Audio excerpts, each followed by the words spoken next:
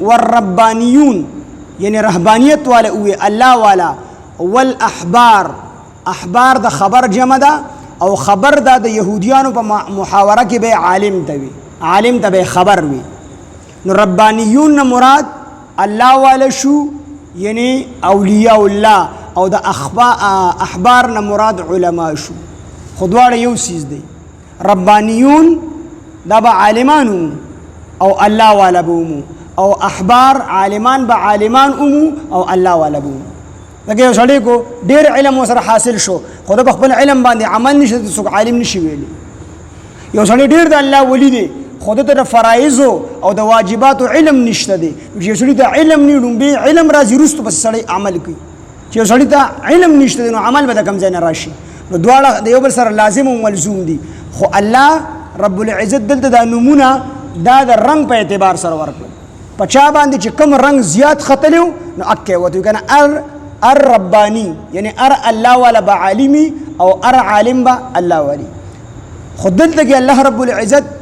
د الله والا جدا نوم ورکړي دي او علماء د جدا نوم ورکړي دي دا په دې اعتبار سره چې هر الله والا دته به خامخه ضروري علم هم دته چې کوم دی حاصل وي د فرایض او د واجبات او د سنتو د علم ورته حاصل وي خدای سره سره هغه د نوافل هم ډیره پابندي کوي د ذکر اذکار هم ډیره پابندي کوي د ذکر اذکار او د نوافل رنگ به ختل دي ذکر وته الله والو او دلته احبار او د علما زګوي چې بدی باندې لکه زموږ په معاشره کې بعضو خلکو د خلک پیران دا پیر عالمي خود د ذکر او د اذکار او د هغه پابندي د هغه رنگ په ختلی وي هغه په غالب وي ذکر اذکار په غالب وي د رنگ د نوافل پابندي کوي د هر یو سیس پورا پابندي کوي نو هغه عالم وي خلکو د پیر سی وي پیر سی په څه کوي چې په د باندې پیره د رنگ غالب دي پیره په غلبه کړی دا او علما چې دي نو هغه د فرائض او د واجبات او د سنت موکده او پابندي کوي خو ډیر نوافل نه کوي هغه ټول توجه درس او تدریس ته ورکړي وي نو دی الله والدي خو دی درس او تدریس ته شوبه به غالبا د دی وجه علماء او د علماوی او پیرانو ته پیران مقصد د دواړو یو دی درس او تدریس چې سوګي د غیم دا مقصد دی چې زمونږ الله راضي شي کم چې پیران دي ذکر اذکار کوي وظایف کوي نوافل پابندي کوي نفلی روزي نیسي دا غي مطلب دا دی چې زمونږ الله راضي شي خو پچا باندې چې کم رنگ غالب دی نو هغه نوم وته الله رب العزت دلته کې ورکړي لکه مثال زمونږ دی علاقه کې مخکې وخلکو گاړې تړلې اوس هم کې بعض ځایونو کې تړي خو زمونږ دلته رواج ختم شوی دی نو گاړې به تړلې نو شابه چې کم دی پڼ راوړو هغه نه به تاسو کو څه کوي زه گاړه تړم چا به وندنې غختو چا به تاسو کو څه کوي زه گاړه تړم چا به چې کم دی په کې ګرځېدل سوکو تسه کوي زه گاړه تړم چا به چا ډوډۍ راوړم هغه نه چا تاسو کو تسه کوي زه گاړه تړم نو دیو بل سره په جنگ شي وي پندونو والے وی چې یاره دا گاړه خو زه تړم ته چې کم دی ګرځې پکې او ګرځېدو والے چې دا ټول کار خو مونږ کو زګا چې مونږ پکې ګرځو چې مونږ پکې نه ګرځې گاړه به څنګه تړله نو دیو بل سره جنگ نه کی به ار یو بل چې کم دی داد ورکی نو د کښن علما او د پیرانو دوه کار ټولو کار یو دی ټولو مقصد دا دی کو څوک پندونه راوړي دا مقصد دا چې گاړه وتړل شي کو څوک پکې ګرځي دا مقصد دا چې گاړه وتړل شي کو څوک وندنې تاوي دا مقصد دا چې گاړه وتړل شي او دا غره کو څوک چا ډوډۍ ولوړي دا مطلب دا مقصد څه دی چې گاړه وتړل شي د کشان کو پیران دي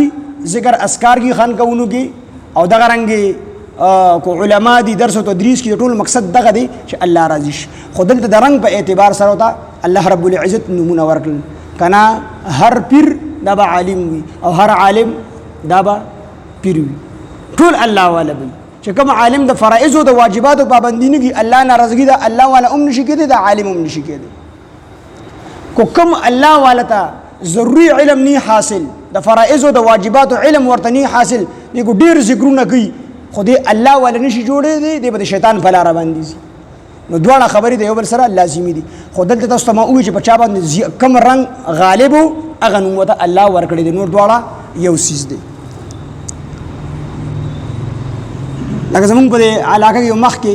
اوس خو مدرسې شو خو د مدرسو نه مخکې د مشرانو عالمانو چې کوم علمونه حاصل کړي دي یو عالم لته دغه نه یو کتاب ویل دي نو یو عالم ته به صرفي مولا وي دا صرفي مولا دی حالانکه هغه به ټول کتابونه ویلو علم به پورا کړی وو خو د صرف علم به غالب و هغه ته صرفي مولا وي بعضو ته به خلکو نحوي مولا وي دا نحوي مولا دی نو هغه هم پورا عالم ټول کتابونه به ویلو خو د نحو په پن کې به دغه مهارت د نحو د پن به غالب و هغه ته به نحوي مولا وي بعضو ته به منطقي مولا وي هغه هم ټول علم حاصل کړو خو په منطق کې فلسفه کې دغه مهارت نو خلکو به ته منطقي مولا وي نو ټول عالمان خو د کم پن به به غالب هغه نوم به ورکړو دلته کوم الله رب العزت والربانيون الله والا رهبانيت والا الله والا دی والاحبار او علماء بما په سبب د دې چې استحفظوا دوی نگرانان مقرر کړی شو من کتاب الله د الله په کتاب باندې یعنی پیغمبرانو به د تورات مطابق فیصله کولی او الله والا چې کوم او دغه زمانه چې کوم بیرانو رهبانیت والا هغه هم د تورات مطابق فیصله کولی والاحبار د يهودو چې کوم علماو هغه د تورات مطابق فیصله کولی 4000 سال پورې په تورات عمل روانو پس وجه بمستحفظو په سبب د دې چې استحفظو دوی نگرانان مقرر کړی شو من کتاب الله د الله په کتاب باندې دین نگهبانان پاسبانان او نگهبانان الله مقرر کړو په دې کتاب باندې استمه وي چې په تورات